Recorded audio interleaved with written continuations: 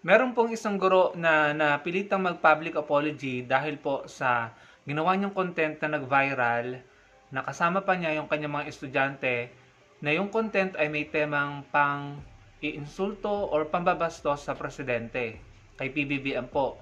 Panoorin po natin ang public apology ng teacher na ito and then mamaya pag-usapan po natin, bigyan po natin ng reaksyon. Magandang umaga po sa inyong lahat, sa aking mga followers, sa aking mga viewers sa iba't ibang panig ng mundo. Ako po ay magbibigay ng aking public apology sa ating mahal na Pangulo Bongbong Marcos, sa ating DepEd Central Office na ating kalihim Sani Angara, tapos po sa ating Regional Director ng DepEd Region 8. Ako po ay humihingi ng pasensya po. Sorry po sa nagawa kong content. Pasensya po dahil nai-upload ko po yun sa aking account noong July 31. Tapos po kinabukasan, August 1, dinilit ko po yun kaagad. Binura ko sa aking account dahil naisip ko po na mali yung content na nagawa ko. Ang hindi ko po alam ay kinopya pala ito ng isang vlogger at ginawa niyang content at in-upload sa kanyang account sa Facebook noong August 5. At doon na po nagsimula yung mga rumors, mga comments online at napansin na po ng DepEd Central Office. At humingi po ako ng paumanhin sa ating mahal na kalihim Sani Angara dahil ginamit ko yung mga bata sa content, sinali ko, which is totoo po na bawal, na hindi dapat gamitin ang mga bata. Although mayroon pa akong parent consent, pero totoo po hindi po yung sapat para mag-content ako sa loob ng paaralan gamit ang mga bata. Kaya pasensya po sa nagawa kong kasalanan at ako po ay nangangako na hindi na po ako magpapatuloy sa ginagawa kong pagkukontent sa school. Ihinto ko na po yun at gagawin ko na po yung dapat gawin bilang isang guro, na ituro yung magandang asal, integridad at may respeto sa kahit kanino. Kaya pasensya po sa aking nagawa. Tao lang din po ako, nakakagawa ng kasalanan. Humingi pa ako ng pangalawang pagkakataon na baguhin yung sarili ko at makapag-focus sa aking pagtuturo. Totally po noong nag-viral na ang post na yun na in-upload ng isang vlogger, mula nung Merkules hanggang kahapon Biyernes ay hindi na po ako nakapagtuturo ng maayos dahil po naging balisa na ako sa kung ano na lang yung naiisip ko dahil po sa mga comments na sa online, mga bad comments sa aking account, yung mga pagbumura na natatanggap ko, talagang masakit po talaga sa akin. At sabi nga ng iba, dahil ginawa mo yan, tanggapin mo rin yung mga masasakit na salita. Pero yun po, pasensya po sa inyong lahat, sa aking mga viewers. At sana po ay bigyan niyo ako ng pagkakataon na baguhin yung sarili ko at makapag-focus sa aking pagtuturo, dahil totoo po na dapat bilang isang guro ay focus dapat sa tuturo. Although po yung pagko-content namin, ginagawa namin yun after class hour, alas 5 pa pataas. Pero yun, mali pa rin po ako. Humingi pa ako ng sorry, pasensya sa ating DepEd Central Office, sa ating kalihim Sani Angara, na sana po bigyan pa ako ng pagkakataon na baguhin yung sarili ko at hinto na po ako sa pagbablog sa school. At sana po ay patawarin niyo ako, mabigyan ako ng pagkakataon na gawin yung nararapat bilang isang guro. At masakit man po sa mga comments na natatanggap ko online, mga messages, pero yun, tatanggapin ko po yun dahil sa nagawa kong kasalanan. At sa mga nag-post online, yung isang vlogger na nag-post ng content ko, at wala pa akong ibang masasabi kundi sana po ay i-delete na din yung ginawa niyang content at para mawala na yon, dahil mahirap po na natatanggap ko yung mga ganong mensahe na hindi maganda. At sana po ay bigyan pa ako ng pagkakataon. At pinapangako ko po, hinto na ako sa pagbablog sa school, hindi ko na po yun gagawin. At gagawin ko na po yung nararapat gawin bilang isang guro. At yun lang po, at maraming salamat at sana marinig ito ng ating DepEd Central Office na ating public apology. At sana po ay maging maayos na ang lahat, dahil mula nung Miyerkules po ay talagang hindi po nagiging maayos ang aking kaisipan dahil po sa mga bad messages. Kaya ayun po, paumanhin po, sorry po sa aking nagawang kasalanan, at I hope po na bigyan ako ng pagkakataon ng ating mahal na kakalihim, Sunny Angara. Yun, at maraming salamat po sa inyong lahat, at pasensya po sa aking nagawang kasalanan. Yun lang po. Bago po tayo magbigay ng reaksyon mga kababayan, pakinggan po muna natin si Team Tarty dahil siya po yung tila tinutukoy nito na influencer or vlogger na naging reason kung bakit po nag-viral ito, yung kanyang content na may temang pambabastos po kay PBBM. Yung content niya na may temang pambabastos kay PBBM ay nag-viral, and sa tingin ko po, base sa sinasabi niya at sa content na napanood ko kay Team Tarty, mukhang si Team Tarty po ang reason kung bakit ito ay napilitang mag-public apology. So pakinggan po natin yung explanation ni Team Tarty. Yung mga palangga, pag-usapan natin itong si Sir na DDS na kinontent natin nung isang araw. Kung matatandaan ninyo, may kinontent ako na teacher na kung saan tinuturuan niya yung estudyante niya na describe the president, at nakalagay doon, sinulat ng kanyang estudyante na bangag ang presidente, at hindi man lang kinorek ni Sir. No? So ngayon guys, nag-public apology siya. At sinabi niya doon na dahil daw kinontent daw siya ng isang vlogger noong August 5, which is ako yung tinutukoy niya, kaya daw umabot sa taas. Ay, correct kita, sir. Hindi yun dahil sa video ko, sir. Talagang ni-report kita. Mali po yung ginagawa mo bilang isang guro at bilang isang Filipino citizen, concerned Filipino citizen at taxpayer na nagpapasahod sa'yo, ay may karapatan akong i-report kung alam ko namang mali na talaga ang ginagawa mo. So, may sabi pa niya sa video niya, no, na kuno dahil in-screen record ko at kinontent ko, kaya daw umabot sa taas. I'm so sorry. I'm not the one, sir, na nag-record ng video mo. Kasi unang-una, hindi kita kilala at hindi mo ako followers. No? May isa pong followers ko na nakafollow sa'yo na siya mismo ang nag-screen record niyan ng video mo at pinasa sa akin. Pinasa din niya sa ibang vlogger. Nagbabaka sakali siya na baka pwedeng gawa ng content at makita ng taas. Kasi bilang isang concerned citizen din at bilang isang taxpayer, Filipino taxpayer na nagpapasahod din sa'yo, is mali na din ang nakikita niya sa'yo. So hindi po talaga nagsimula sa akin yung video. Ako lang talaga, sir, ang nag-content. No?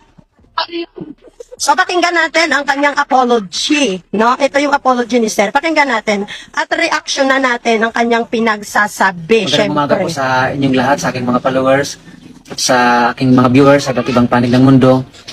Ako po ay magbibigay ng aking public apology sa ating mahal na Pangulo Bongbong Marcos, sa ating DepEd Central Office, na ating kalihim, Sunny Angara. Tapos po sa ating Regional Director ng DepEd Region 8, ako po ay humihingi ng pasensya po. Sorry po sa nagawa kong content. Pasensya po dahil nai-upload ko po yun sa aking account noong July 31. Tapos po kinabukasan, August 1, dinilit ko po yun kagad, binura ko sa aking account dahil naisip ko po na mali yung content na nagawa ko. I'm sorry, kasi tinignan namin yung account mo sa damakmak yung bash sa'yo. Dinilit mo yon kasi puro bash talaga ang comment sa'yo at nagagalit sa'yo yung mga tao, kaya dinilit mo. Tama ba, sir? Huwag ka magsinungaling. Huwag ka magsinungaling, sir. Ha? Huwag ka magsinungaling. Dinilit niya po ang video niya dahil marami pong bash at maraming mga comments talaga na negative tungkol sa kanyang pinaggagawang reels. No? O, sige, continue natin. Hindi ko po alam ay kinopya pala ito ng isang vlogger at ginawa niyang content at in-upload sa kanyang account sa Facebook noong August 5.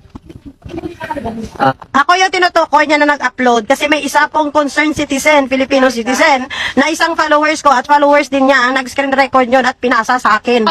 Hindi naman ako followers nito eh. Sino ba to? Hindi ko naman to kilala, no? Hindi ko siya kilala. So, may nag-screen record noon at binigay sa akin at sabi niya, baka pwedeng i-content mo. At kinontent ko. At hindi lang po kasi may nagsasabi dyan, bakit daw itong si Sir talaga ang talagang kinontent ko. Excuse me, kung kayo ay nakapalo sa akin mula noon hanggang ngayon, lahat ng mga teacher na nakikita ko, binabanatan ko yan. Hindi lang to, marami na sila, maraming mga DDS dito na mga kurukukok na hindi nag-iisip na sige, content na ng content at comment ng comment na nakalimutan nila, nakarte sila ng Ano po gobyerno. nagsimula yung mga rumors, mga comments online at napansin na po ng DepEd Central Office. No, it's not napansin, talagang nireport kita. Sorry po, isa pa ako sa nag-report sa sir, hindi yun dahil sa video ko, no? Talagang nanghingi talaga ako ng tulong. Talagang nanghingi talaga ako ng tulong na baka, nagbabaka sakali ako na sabi ko, sir, baka pwede nyo itong makita nyo itong teacher na to at mabigyan ng leksyon kasi mali na po yung ginagawa niya. Nagbagamit siya ng mga kabataan, kinukurap niya ang isipan ng mga kabataan sa tungkol sa politika at sa presidente, which is very, very wrong. So, hindi yun dahil sa content ko, sir, ni-report talaga kita. I'm so sorry kasi mali naman talaga yung ginawa mo. Alam mo yan. Alam mo yan.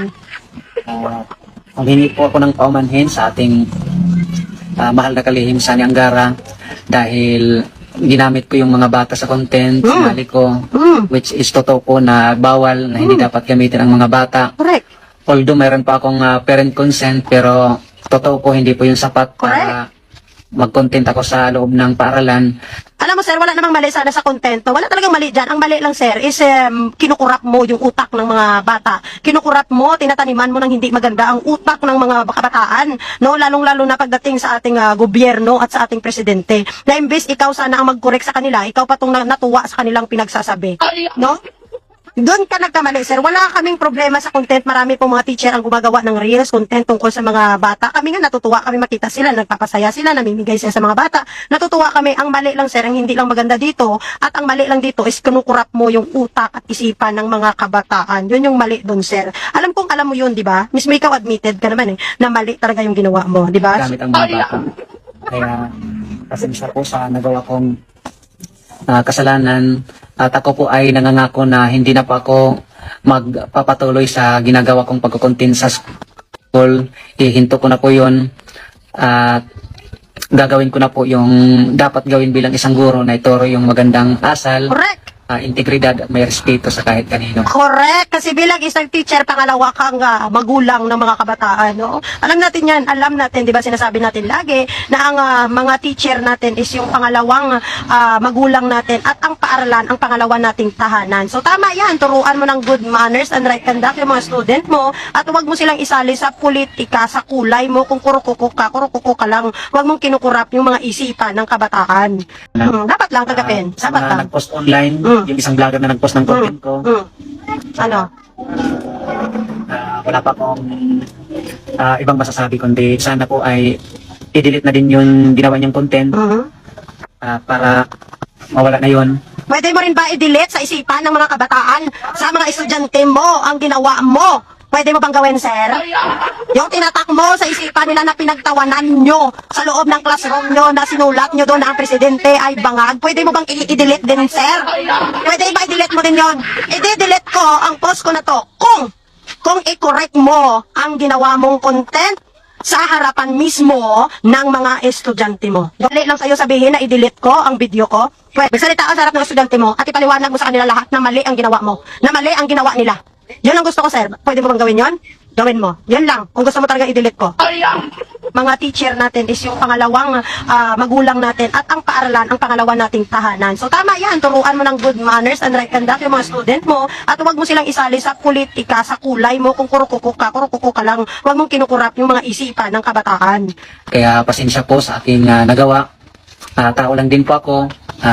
nakakagawa ng kasalanan, humingi pa ako ng pangalawang pagkakataon na baguhin yung sarili ko at makapag-focus sa aking pagtuturo. Totally po, noong nag-viral na ang post na yun na in-upload ng isang vlogger, mula nung Merkules hanggang kahapon Biyernes, ay hindi na pa ako nakapagtuturo ng maayos dahil po naging balisa na ako kung ano na lang yung naiisip ko dahil po sa mga comments na sa online, mga bad comments sa aking account. Natural lang yan, sir. Pag ikaw ay may ginawang mali, talagang ibabash ka ng bongga, no? Alam mo, natuwa naman ako sa mga ginagawa mo, nag-share ka. Natuwa naman ako doon. Yun yung hindi ko lang gusto is yung kinukurap mo yung isipan ng mga bata, lalong-lalo na sa politika.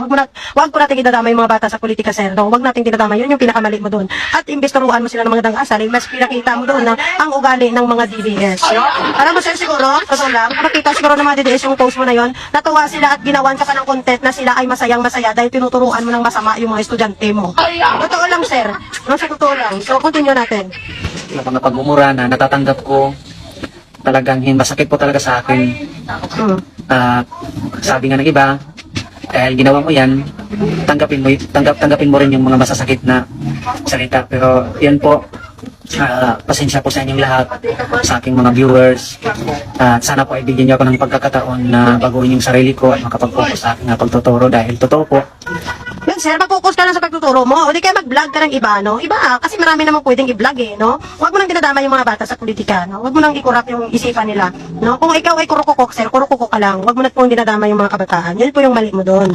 na dapat bilang isang guro ay focus dapat sa tuturo. Although po yung pagko-content namin, ginagawa namin yun after class hour.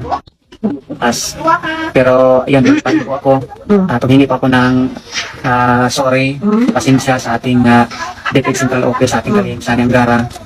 Sana po bigyan pa ako ng pagkakataon na baguhin yung sarili ko at hinto na po.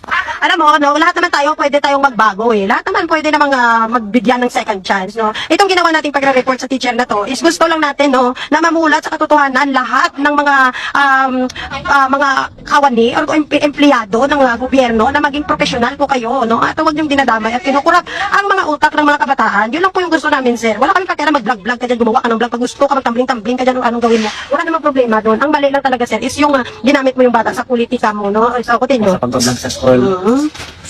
At sana po ay patawarin niyo ako, mabigyan ako ng pagkakataon na gawin yung nararapat ko. Masakit man po sa mga comments na natatanggap ko online, mga messages.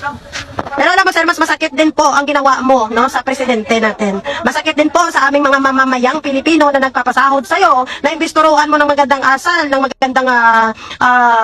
magandang mga leksyon, or magbigay ka ng mga makatuturan na mga lecture sa mga, sa mga estudyante mo, is mas inuna mo mag-res-res tungkol sa politics. No, sana, ayun nga, sabi natin, no, think before you click, no? Pag-isipan natin mabuti kasi wala namang problema sa reels natin, wala namang problema yan. Lahat naman tayo may karapatan mag-reels. Pero bilang isang guro, hindi siya magandang tingnan na ang guro natin na dapat ay nagtuturo ng magandang asal sa atin, no? Sa mga kabataan, eh sila pa mismo ang nagtuturo ng hindi maganda. At lalong-lalo na sa pagwala respeto sa gobyerno at sa presidente ng Pilipinas. Yun yung masama doon. Kasi tinuturoan at tinataniman mo ang isip ng kabataan ng hindi maganda. So, pasensyahan na yun, sir. Pero yun, tatanggapin ko po yun dahil sa nagawa kong kasalanan. Ha?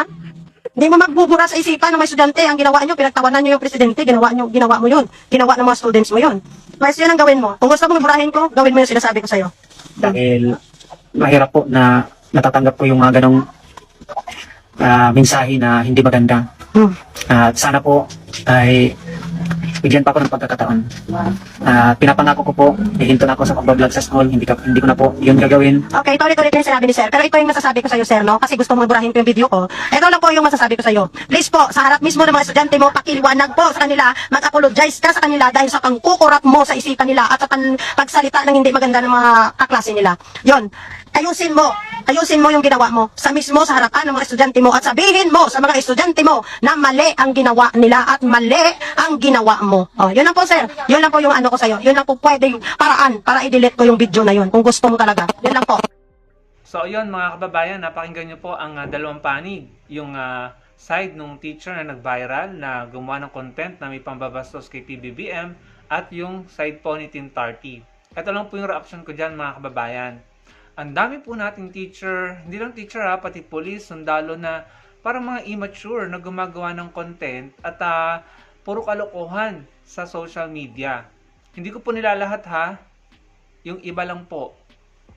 Ang sa akin lang po, kung gusto niyo pong mag-focus sa paggawa ng content, mag-retire po kayo sa posisyon nyo. Dahil parang yung iba nagiging normal at sa totoo lang parang bumababa yung tingin sa inyo ng publiko. Kung ako po ang tatanungin mga kababayan, no offense meant, pero yun po yung assessment ko dyan. At saka isa siguro sa mga dahilan kung bakit bumababa ang kalidad ng edukasyon ng bansa natin, ng ating mga kabataan, ay dahil ang dami nating teacher na immature. Puro kalokohan. Meron pang teacher na gumagawa ng content, sumasayaw-sayaw sa harap mismo ng principal niya. So dapat siguro gumawa ng patakaran ang DepEd dito, ang ating mga kinauukulan na hindi pinapayagang dapat gumawa ng content ang mga teacher kung nasa loob ng classroom or paaralan at kung mga naka-school uniform. Lalo-lalo na kung kasama ang kanilang mga estudyante o mga pupils. Lalo-lalo na kung ginagamit nila or isinasama nila ang mga batang ito, ang kanilang mga tinuturuan sa kanilang mga kalokohang content. It's very unbecoming mga kababayan. Hindi po katanggap-tanggap at ang pangit pong tignan. Hindi po natin alam kung yung mga batang yun ay napipilitang sumama sa mga content nila. Hindi po natin alam kung yung mga sinama nilang bata sa kanilang mga content ay pinagpaalam nila sa kanilang mga magulang kung humingi ng permiso ang mga teacher na ito na payagan ang mga batang lumabas sa content ng mga teacher na ito na gumagawa ng content sa social media. Tandaan po natin, once na isa publiko na ang mga content na iyan kasama ang mga bata, andyan na yan forever kapag may nag-download at nag-re-upload. No? Mahirap na siyang habulin, mahirap na siyang ipa-take down. At saka na-expose po ang mga bata sa publiko. Hindi natin alam kung bukal ba sa loob ng mga batang ito na pagmukain silang katawa-tawa at maging kasangkapan sila sa kalokohan or sa, alam niyo yun, sa pang-iinsulto sa isang mataas na public official, in this case sa presidente pa. Bukal ba sa kalooban ng mga batang ito na sila naging instrumento at nagamit para insultuhin ng Pangulo? Kaya sa tingin ko, dapat na maparusahan ito si teacher ito si sir. Kasi unang-una, you should know better. Dapat alam mo na mali ang gagawin mo. Unang-una, inamin naman niya, alam niya mali, na isinasama ang mga bata na gumagawa siya ng content sa loob ng paaralan na naka-uniform siya. Alam niya na mali pero ginawa pa rin niya. And if you're gonna go and visit his platforms, yung mga social media account niya, ang dami niyang content na kasama ang mga bata na naka-school uniform siya na nasa paaralan na puro kalokohan naman. Ginagamit nyo sa kalokohan ang mga bata. Yan ang problema sa atin, sa ating mga Pilipino. Napakadaming immature, napakadaming isip bata. Guru na yan Alam naman niya ang tama at mali, pero mas pinili pa rin niyang gawin ang mali. It's too late. Kung nag-apologize siya, wala na, huli na ang lahat kasi kumalat na yung video.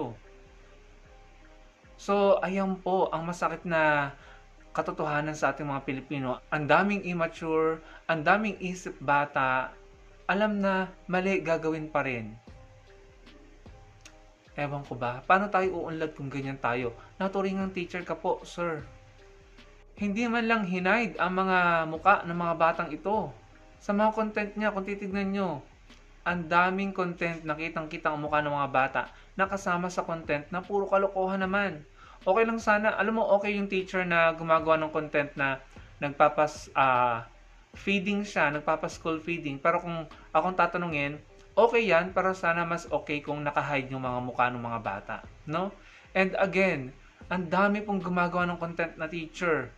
Sa loob ng classroom, naka-uniform, sa loob ng school, kasama ang mga bata. May permiso ba kayo sa mga magulang ng mga yan?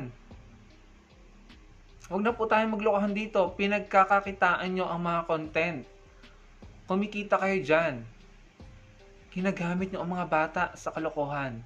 Sa pang-iinsulto pa sa presidente. Kaya kung ako tatanungin nyo, kung ako isang mataas na opisyal sa gobyerno, hindi ko papayagang gumawa ng mga kalokohang content ang mga guro, ang mga pulis, ang mga sundalo. Hindi po lahat With all due respect, hindi ko po nilalahat at mataas po ang respeto ko sa mga men in uniform.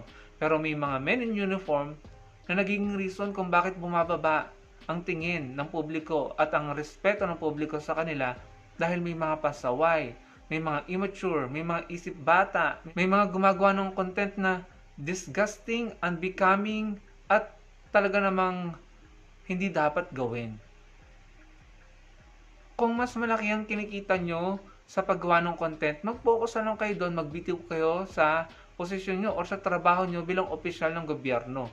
Dahil, ang pangit po talagang tignan kung kayo ay nasa government, tapos puro kayo kalokohan sa social media. Hindi po nakakakuha ng respeto ang ganyang sistema.